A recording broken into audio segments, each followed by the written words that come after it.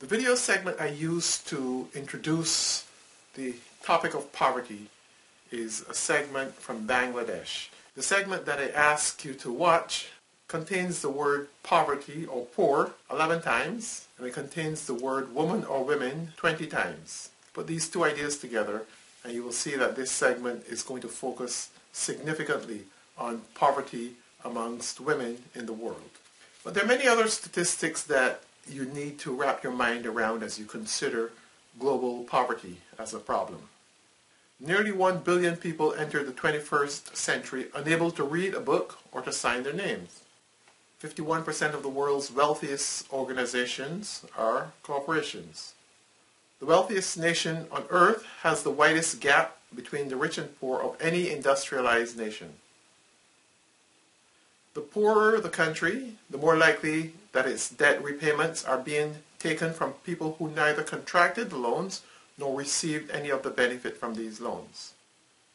20% of the population in developed countries consume 86% of the world's goods.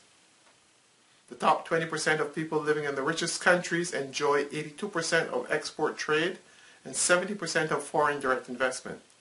The bottom 20% of people barely receive more than 1%.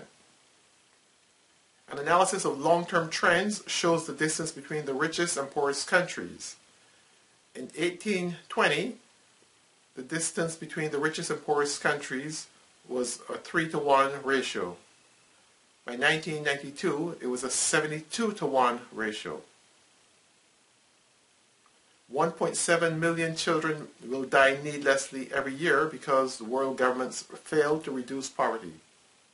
The developing world now spends $13 on debt repayment for every $1 it receives in grants. According to UNICEF, 30,000 children die each day due to poverty. They die quietly in some of the poorest villages on earth. Globalization from 1980 to 2000 shows a very clear decline in economic progress as compared with the 1960 to 1980 period. Today across the world, 1.3 billion have no access to clean water, 3 billion have no access to sanitation, 2 billion have no access to electricity. A mere 12% of the world's population uses 85% of the world's water, and these people do not live in the third world. Just a start for you to consider as we think through the idea of poverty in a global context. So Chapter 5 in your textbook pays attention to issues of poverty and income distribution. It explains the difference between functional and size measures of income distribution. It reviews measures of inequality, including the Lorenz curves. It presents 3 stylized typologies of LDC growth: modern sector enlargement, modern sector enrichment, and traditional sector enrichment. It also discusses the Kuznets inverted U-shaped curve hypothesis and presents reasons why this is not inevitable.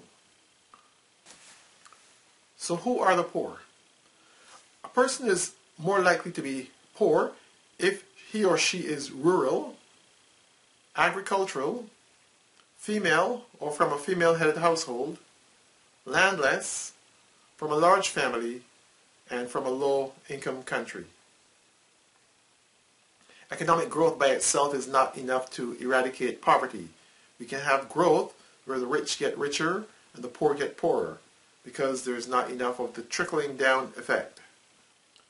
In the poorest of countries, redistribution of income should be secondary to economic growth, since if all resources within those countries were distributed equally, everyone would be absolutely poor or close thereto. Where income growth is based on the efforts of the poor and the middle income groups, growth and equity are mutually reinforcing. It therefore matters who makes income grow. So in this chapter, we'll examine the following questions.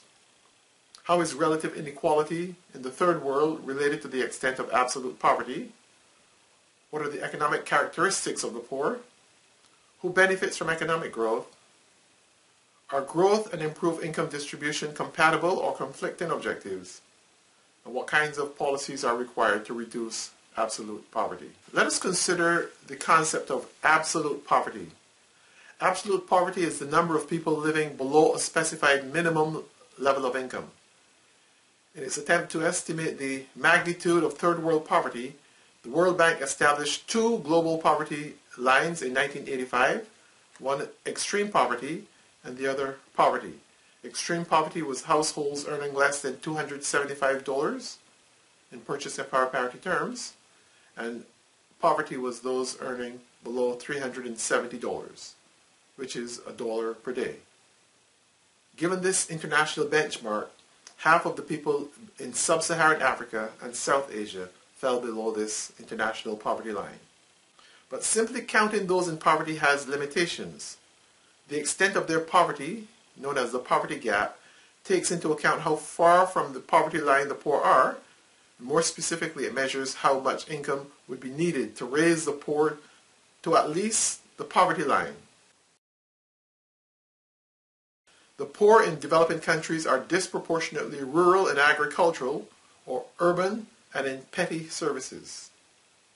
Unfortunately, developing country governments find it easier and more expedient politically to serve the needs of the urban population, who are more likely to vote or to agitate for improvements. The poor are disproportionately women and children, and particularly female-headed households with children. All around the world, female-headed households are more likely to fall below the poverty line than male-headed households. This is related to lower earning capacity of women, explained historically by discrimination with respect to opportunity for training or discrimination with respect to labor market opportunities. But even within households in many regions of the world, there are strong biases against females in areas such as nutrition, medical care, education, and inheritance. Some of the factors affecting women's control of resources include women's work within the domestic sphere is often unremunerated. Women's work in agriculture is not explicitly compensated. Much of women's work is part-time, and it's often socially unacceptable for women to contribute significantly to household income. Women in developing countries have had lower access to formal education, good-paying jobs, and to policy measures which would improve their lives significantly. Socialized essentially for parental, conjugal, and domestic roles, women who head households are more likely to be unemployed than their male counterparts, more likely to be involved in low-paying occupations, and more likely to be untrained for any occupation at all. What are the solutions? Policies which reduce the female-male productivity differential in developing countries will reduce the earnings disparities. Nutrition and family health programs are more effective when targeted at women than at men. This suggests the need to improve options for women generally, both within and outside the labor market. Investing in women will speed growth and assure improved living standards for their children. Anti-poverty programs need to reach out to encompass the rural poor. In the models that we considered, we focused on the mobilization of saving as a source of economic growth. We also raised the question, when should developing countries favor higher degrees of equity over higher levels of growth? Choosing growth as the more important dimension of economic development must guard against the few rather than the many controlling the engine of growth. The group which has the greater power to determine the economy's development is tempted to do so to its own benefit. If it is the many, then there will likely be a decline in income inequality. If it is the few, then that tiny wealthy minority will not favor resource redistribution to give the many greater control of their lives.